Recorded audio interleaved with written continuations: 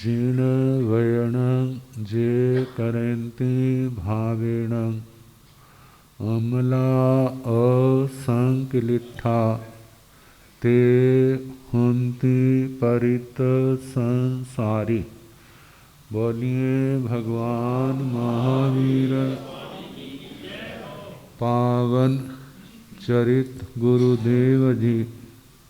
बंदो मन वच काये भव सागर को तरण में करो हमारी सहाय। जिन शासन जिन वाणी सदा जयवंत हो। श्रवण संग सदा अविचल मंगल हो। मुक्ति को प्राप्त श्रमण भगवान महावीर स्वामी उनकी परम पावन कल्याणी भागवती वाणी वाचक प्रमुख श्री इंद्र भूति गौतम आदि गणधर भगवंत जुग प्रधानाचार्य परम पूज्य श्री सुधर्मा स्वामी जी महाराज उनकी परम पावन पाठ परंपरा वर्तमान आचार्य ध्यान योगी परम पूज्य श्री शिव मुनि जी महाराज एवं गुरुजन सबके पावन चरण सरोजों में मेरा अनंत अनंत बार वंदना नमस्कार। उपस्थित धर्म प्रेमी सज्जनों, माताओं तथा बहनों, 9 तत्वों में आश्रव संबर, मिथ्यात्व, सम्यक्त्व और कर्म का बंध, उनके बारे में सुना रहे। कषाय बड़ा साधारण विषय है। क्या कोई ऐसी कथा होती है जहां कषायों का वर्णन ना हो? केवल अपनी नहीं, सभी जगह बने बनाए खेल को बिगाड़ने वाले कौन है? यही तो है। और ये रहते कहां पर हैं? आपके पैसे तो आपके खजाने में होंगे, आपके बैग में होंगे, जेब में होंगे, और ये कहाँ रहते हैं? आत्मा के अंदर।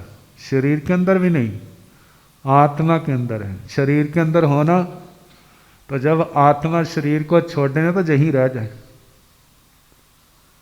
क्योंकि जो अच्छा नहीं होता उसको तो सोच कहीं ना कहीं रह जाए, छोड़ के चले जाए। लेकिन ये आत्मा के साथ, जैसे आपके स्टिकर होते हैं ना चिपके हुए, उनको उखाड़ना आसान है, लेकिन इन कषायों को, इनको उखाड़ना आसान नहीं है। बड़ा पक्का गठबंधन है, गाढ़ा। कितनी कोशिश करते हैं, कितने अपने आप को समझाते हैं, कितने दूसरे लोग समझाते हैं, लेकिन आत्मा है, कोई असर नहीं पड़ता। असर पड़ता है तो थोड़ी देर का। बड़ा मुश्किल मामला है। आखिर आप जानते हैं, घर के अंदर भी जब कूड़ा कई दिन सफाई ना करो तो फर्श के साथ चिपक जाता है। चिपक जाता है ना।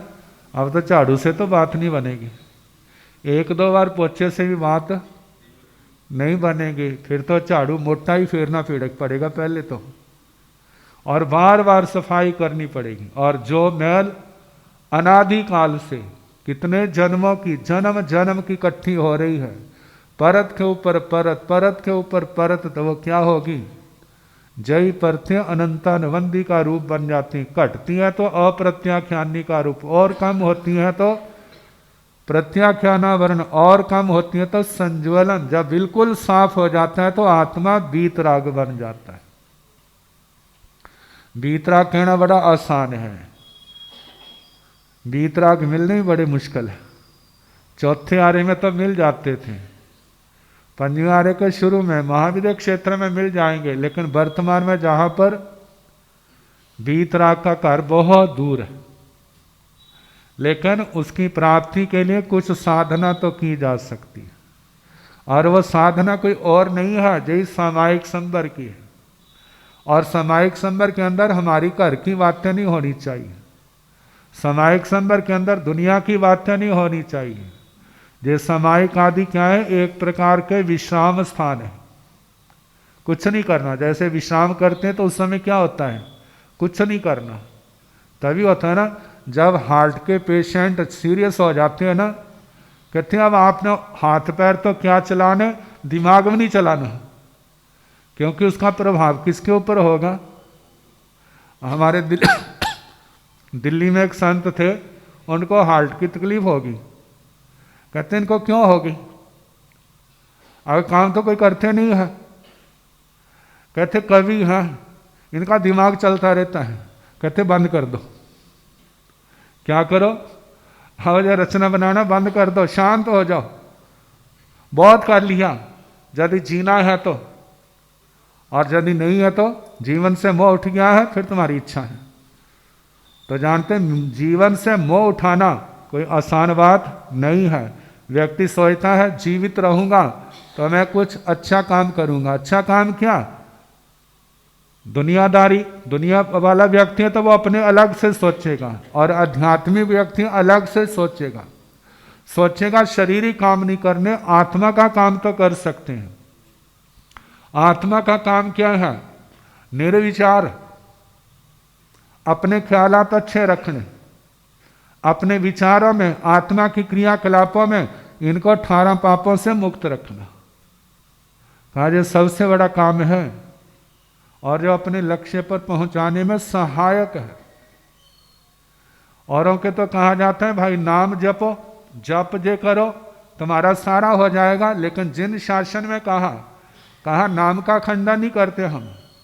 कहते हैं उससे भी पहले किसकी जरूरत है, आपका जीवन पवित्र होना चाहिए, आपके मानसिक क्रियाकलाप अच्छे होने चाहिए, आपके जुबान के क्रियाकलाप पवित्र होने चाहिए, शारीरिक के लिए क्रियाकलाप पवित्र होने चाहिए। शरीर को साफ करना बड़ी बात नहीं है, 2-4 बार आप साबुन लगा करके ना, बड़ी कंपनियां चल रही हैं, मड़ के नहाओगे शरीर क्या हो जाएगा, ऊपर से साफ हो जाएगा। लेकिन कितना मर्जी करो ये साफ होने वाला नहीं है। नहाने से शरीर साफ नहीं होता। आज साफ किया है, शाम को फिर क्या हो जाएगा, पसीना आके पसीना अपना सारा खेल बिगाड़ देगा।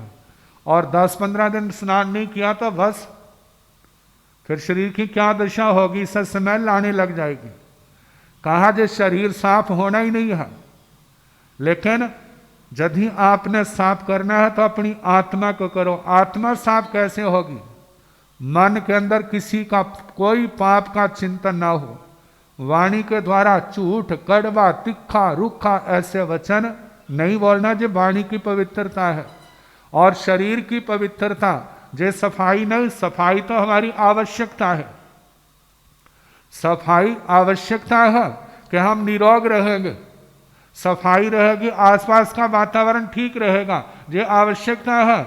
लेकिन इस आत्मा से संबंध जो है, शरीर की पवित्रता जो है वो उसके क्रियाकलापों से है। इस शरीर के माध्यम के किसी का घात नहीं करना, किसी का बुरा नहीं करना, किसी को नुकसान नहीं पहुंचाना, इसका सदुपयोग है। सेवा करो, सहयोगी बनो इस शरीर के द्वारा। आखिर शरीर है तो मिट्टी ही है ना। जिस समय जो पंछी उड़ जाएगा तो शरीर क्या होगा, क्या कहेंगे, कहता होता मिट्टी रह गई है। यार मिट्टी अपने आप हिलती जुलती नहीं है, जब भी अब हिलने जुलने वाली बात नहीं है। जल्दी जल्दी किनारे करो, नहीं तो इसके अंदर क्या होंगे, कीड़े कुल बुलाएंगे, फिर जहाँ पर रहना भी मुश्किल हो जाएगा, दुर्गंध पैदा हो जाएगी। तो जल्दी जल्दी उसके क्या करते हैं, छुटकारा पाते हैं। कहते हैं जिसके साथ संबंध था वो क्या हो गया, जहाँ से चला गया। तो शरीर की पवित्रता किससे है कि इससे हम कोई गलत काम ना करें। 18 पाप के हैं, इनमें मन से, वचन से, काया से पाप करना नहीं, कराना नहीं, करते को अच्छा जानना नहीं। मन से, वचन से, काया से जो आत्मा की साधना है, जो आत्मा को परमात्मा की ओर ले जाने वाली है। और इसमें हमारे को संबल मिला रहे और सहारा मिला रहे, इसलिए भगवान का नाम लिया जाता है, गुरुओं का नाम लिया जाता है, ताकि हम उनसे जुड़े रहें। क्या करें? हम उनसे जुड़े रहें। भगवान से, गुरुओं से जुड़े रहेंगे ना, तो दुनिया के गलत लोगों से हम बचे रहेंगे। यदि हमने भगवान गुरुओं से अपना संबंध तोड़ दिया, फिर उसके बाद किनसे संबंध होगा? संसार के लोगों से। संसार के लोग तो स्वयं डूबे हुए, जब वह डूबे हुए हैं, कहते हैं तू क्यों तर रहा है, तुम भी हमारे साथ क्या हो जा। अब जैसे कोई ना चलती मशीन के अंदर फंस जाता है, अब दूसरे को जो हाथ में आता है उसको पकड़ता है। अब आदमी है तो उसको पकड़ा, कहते हैं मैं तो मरा, तू भी क्या कर। वैसे पकड़ता तो इसलिए मेरे को छुड़ा, लेकिन उसके अंदर इतनी ताकत कहाँ है छुड़ा सके, उस मशीन के अंदर आ गया है। और वो छोड़ना नहीं चाहता, वो छुड़ाना चाहता, लेकिन वो छोड़ता नहीं है। ऐसे डूबने वाले भी दूसरे को पकड़ते हैं, कहते हैं एक तो जो मैं डूब रहा हूं तुम भी डूब, और एक है मेरे को बचा, कहते मेरे अंदर इतनी ताकत नहीं है, कहते फिर मेरे साथ ही आ जा, दोनों इकट्ठे रहेंगे। कहाँ जाएंगे? नरक में, त्रियंच में, जहाँ भी जाएंगे इकट्ठे रहेंगे, आपस में प्यार से भी रहेंगे और लड़ेंगे भी, क्या करेंगे? सारे काम करेंगे। कहा शांति चाहिए परमात्मा से। यदि उस परम लक्ष्य को पाना है तो अपना संबंध परमात्मा से और गुरुओं से जोड़े रखेंगे, और उनसे हम जुड़े रहेंगे तो हम दुनिया के अनेक अनेक पाप कर्मों से क्या हो जाएंगे? बच जाएंगे। उनके प्रति शर्म है, उनकी लिहाज है। यदि मेरे गलत कामों का गुरुओं को पता चल गया तो उनको कितनी ठेस पहुंचेगी, उनकी नजरों से गिर जाऊंगा, उस स्थान पर कोई मेरा आदर मान सत्कार नहीं होगा। कहते हैं एक ऐसा ही तो भगवान का और गुरु का स्थान है जहां पर कोई पर्दा नहीं है, जहां पर जीवन का हृदय की हर बात उनके सामने क्या कर देते हैं? खोल देते हैं, और वह उसका समाधान करते हैं कि ऐसे करो तुम ठीक हो जाओ। कहा यदि उस स्थान से ही हमारा संबंध कट गया तो फिर क्या होगा? कुछ भी नहीं होगा, फिर तो डूबना ही होगा। तो कहा जाता है ऐसी पावन अवस्था पाने के लिए हमारे बाधक कौन से हैं? जे कषाय हैं, क्रोध, मान, माया और लोभ। और ऐसा व्यक्ति कौन है जो इनसे मुक्त है वाला? कोई कह सकता मेरे को गुस्सा नहीं आता, मेरे को अभिमान नहीं है। देखना ऐंठ कितनी है वाला। यदि पड़ोसी ने आपको, सबको तो निमंत्रण पत्र दिए लेकिन आपको नहीं दिया, तो क्या पहुंच जाओगे उसके? क्यों नहीं पहुंचोगे? तुम्हारा भाई है वो। कहते कोई बात नहीं, गलती से रह गया तो चल जाओ जहां पर। कहते मैं क्यों जाऊं, मैं कोई छोटी माँ का हूं, बड़ा होगा तो अपने घर।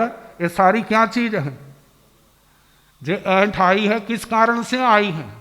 यदि विनम्रता है तो पहुंचो वहां पर, सुख में दुख में पहुंच जाओ। आपको जहां वो गीत गा रहे तुम भी उसके साथ गाओ, जैसे वह नाचने तुम भी नाचो, उसके साथी बनो। यदि आपके अंदर मृदुता होगी फिर तो हो जाएगा, विनम्रता होगी, सरलता होगी फिर तो हो जाएगा, और यदि ना हुई तो मानो किसी के अंदर आ गए तो परिवार के दूसरे लोग, वो तो वैसे नहीं है, कहते हैं बड़े भले आदमी बनते हैं, अपने परिवार के गौरव का ध्यान रखो, उसको जाने नहीं देंगे। कहते बिल्कुल नहीं जाना, उसको रोक लेंगे, दीवार बन जाएंगे। कहा किसके कारण से?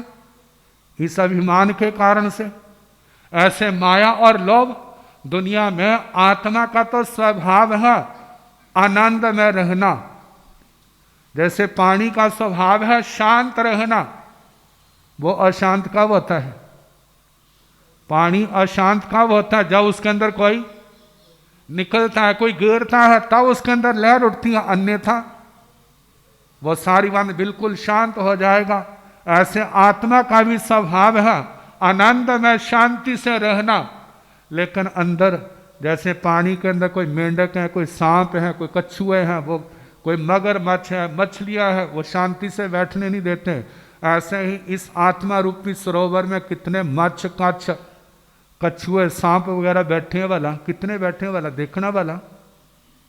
वो इन आंखों से नहीं दिखाई देंगे, वो अंदर की आंखों से दिखाई देंगे। वो मच्छ कच्छ मगरमच्छ कौन है, घड़ियाल कौन है, सांप कौन है, अजगर कौन है, वो है काम क्रोध मद लोभ विषय वासना विकार ईर्ष्या तमन्ना आदि कितने दोष हैं, कहाँ बैठे हैं?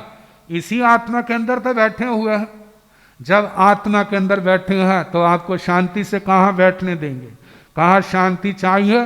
पानी को शांत करना तो बिल्कुल सफाई करो, ऐसे आत्मा को शांत करना है तो इनकी सफाई करो। अब बसा बसाया घर कौन छोड़ेगा भला? कहते तो मालिक बने हुए हैं। आजकल किराए का मकान कर खाली कराना कितना है? आसान है वाला?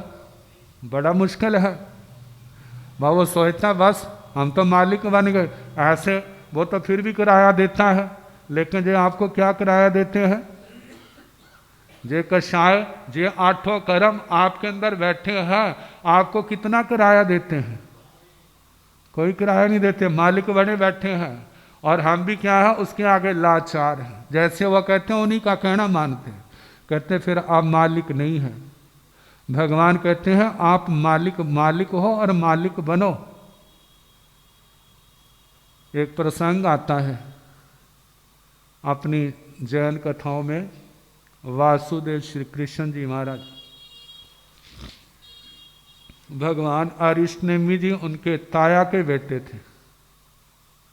उस समय जनून था हमने दीक्षा लेनी है। जैसे भगवान मोक्ष में जाएंगे हम भी क्या करेंगे, मोक्ष में जाएंगे। अब वासुदेव जी का परिवार आप समझ सकते हैं, 8 अग्गर महिषियों ने दीक्षा ली। पुत्र वधुएं जो परिजनों में सुनते हैं मोक्ष में गए। कितने बच्चों ने, बेटों ने, बहुओं ने, पुत्र वधुओं परिवार ने भगवान अरिष्टनेमि जी के 18,000 साधु थे, 40,000 साधवियां थी और उनके अंदर ज्यादा परिवार बहुत दीक्षित था। तो वासुदेव जी बेटियां थी, कहने लगे बेटा ये संसार की दलदल बहुत भैड़ी है।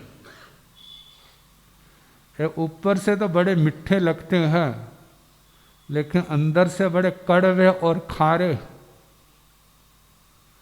बोलो आपको मालिक बनना है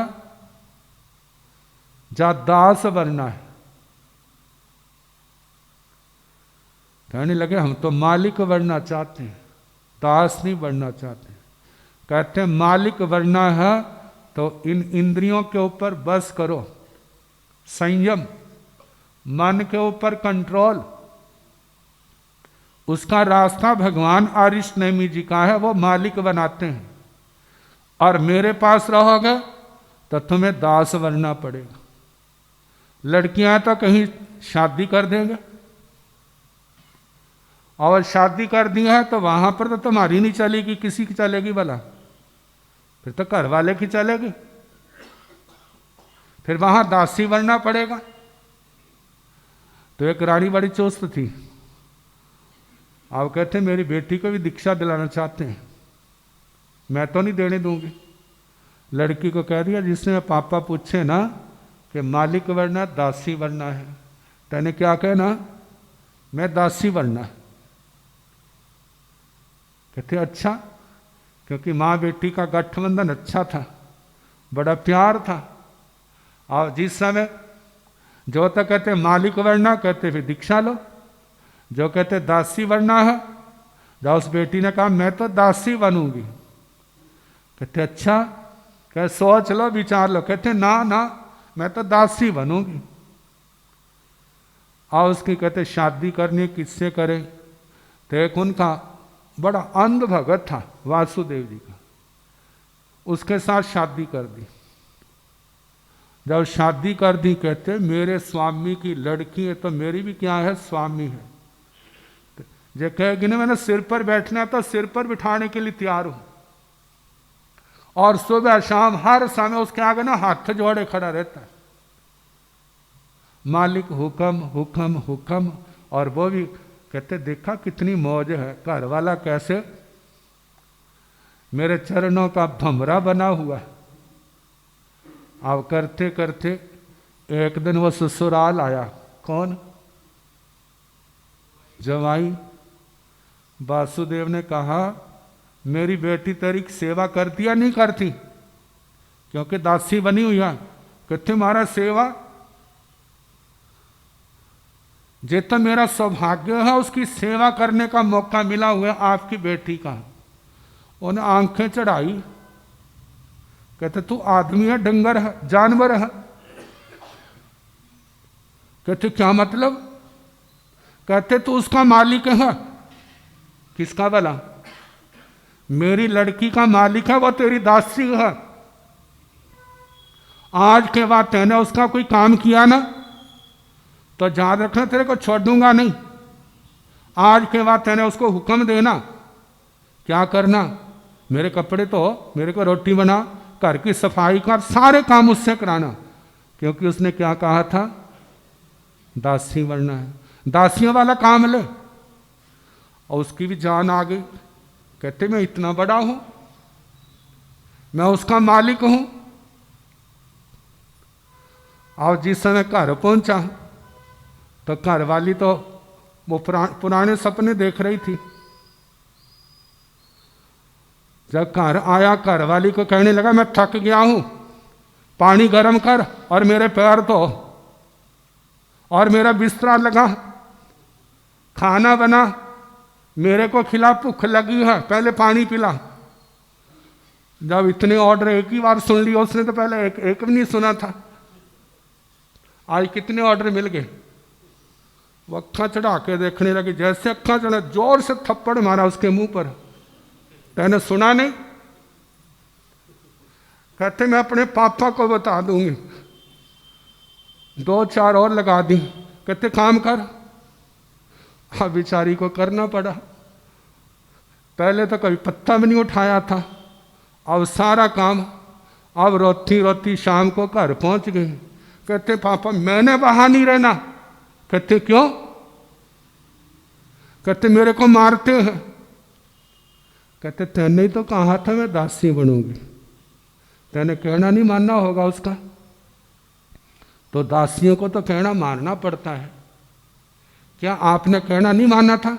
हाँ तेने सारा कहना मानना हो, फिर तेरे को मारा हो ना, फिर मेरे को बता। कहते मैंने तो आज तक एक बार भी नहीं कहना माना। कहते फिर तो जल्दी छुटकारा हो गया तेरा। देख बेटा आपने ही तो कहा था मैंने दासी बनना है, अब दासी बन, उसकी सेवा कर,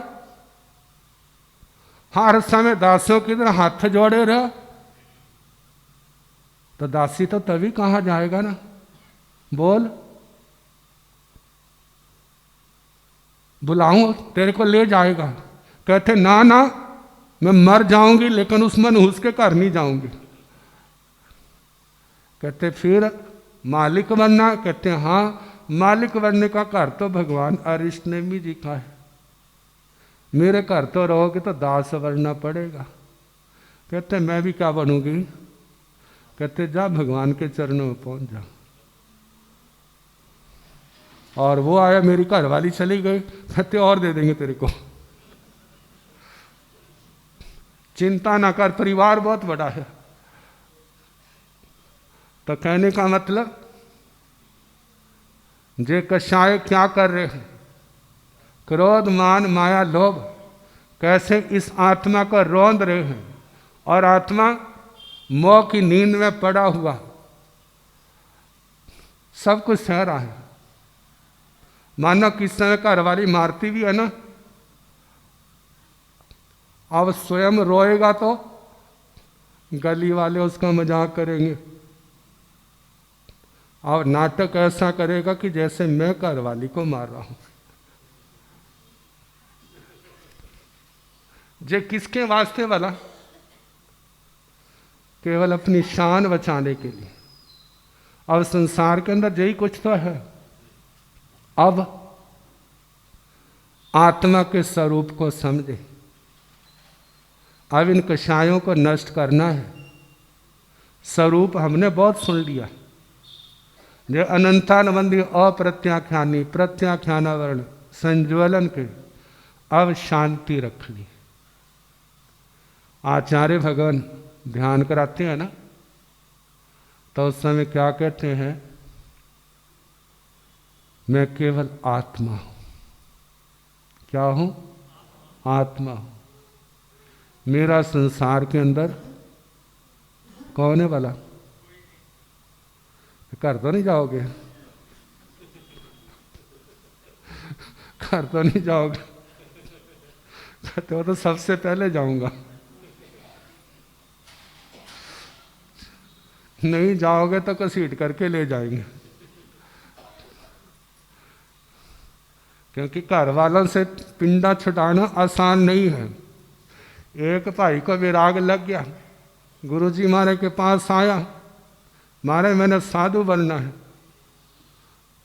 तो कहते भाई तू तो शादीशुदा, तेरे बाल बच्चे हैं, घर वाली आज्ञा देगी तो फिर ही बनाएंगे ना, तो घर वाली की आज्ञा ले ले। और उसने घर वाली को चिट्ठी लिखी कि मैंने साधु बनना है,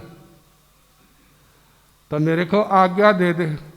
और उसने लंबी सी चिट्ठी लिख के दी, सारी बातें। कहते तेरे को शर्म नहीं आती? जिस समय तेने मेरा हाथ पकड़ा था, कितनी प्रतिज्ञा, कितने फेरे लिए थे, सारा जीवन मेरा साथ निभाना था, तेने फेरे मेरे साथ लिए जब महाराज के साथ लिए। इसलिए चुपचाप घर पहुंच जा, नहीं तो मैं आ रही हूं और तेरी ऐसी हालत बना देंगे तू दोबारा नाम नहीं लेगा। अब उनसे पीछा छुड़ाना। अब कहने को क्या कहते हैं, मैं अकेला हूं, अकेला आया हूं, अकेले नहीं जाना है। मेरा संसार के अंदर कोई नहीं है जो दुनिया का यथार्थ है, लेकिन इस आत्मा ने इतना बड़ा जाल बिछाया हुआ है, इतने लोगों के साथ गठबंधन किए हुए हैं। वो तो छोड़ना चाहता है, लेकिन वो छोड़ने के लिए तैयार नहीं है। तो फिर क्या किया जाए? कहते सच तो जई है, अब समय की इंतजार करें और नेक इंसान बन के, भला आदमी बन के दुनिया के अंदर जिए, गलत काम ना करे। जितना भगवान के उपदेश का पालन करेगा, आत्मा के बंधन टूटेंगे, आत्मा निर्मल होगी, शक्ति बढ़ेगी, बाहर के बंधन हल्के पड़ेंगे, कमजोर पड़ेंगे, और एक दिन ऐसा आएगा, एक झटका मारेगा, सब कुछ तोड़ करके आगे निकल जाएगा। तो भगवान की शिक्षाएं हैं, वो हमारा आलम्बन है, उनका ध्यान रखना। जितनी शांति रखोगे, जितने निम के नम के रहोगे, जितने सरल रहोगे, जितना संतोष रखोगे, उतना तुम्हारा आत्मा का काम क्या होगा? आसान होगा। और जितना इनको पाल पलोस के रखोगे, उतना ही हमारा काम मुश्किल होगा। समय आपका हो गया, बाकी कल जैसे अवसर होगा प्रयास कीजिए।